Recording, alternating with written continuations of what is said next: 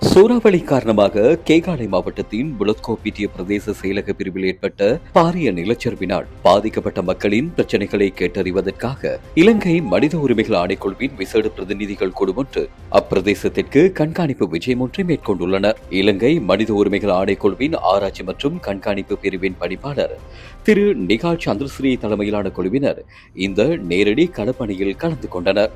புலத்கோப்பிட்டிய பிரதேச செயலக பிரிவுக்குட்பட்ட கங்கவெல்லிய கிராம உத்தியோகஸ்தர் பிரிவில் நிலச்சரிவினால் உயிரிழந்த மற்றும் காணாமல் போனவர்களின் குடும்பங்கள் எதிர்நோக்கும் சிக்கல்களை அடையாளம் காண்பதுடன் அனர்த்தத்தினால் பாதிக்கப்பட்ட மக்கள் எதிர்கொள்ளும் பிரச்சனைகள் குறித்து ஆராய்வதற்காக சென்றுள்ளனர். பாதிக்கப்பட்ட மக்களை நேரடியாக சந்தித்து அவர்களின் முறைப்பாடுகளை கேட்டறிந்து மேலதிக நடவடிக்கைகளுக்காக தகவல்களை ஆவணப்படுத்தியுள்ளனர்.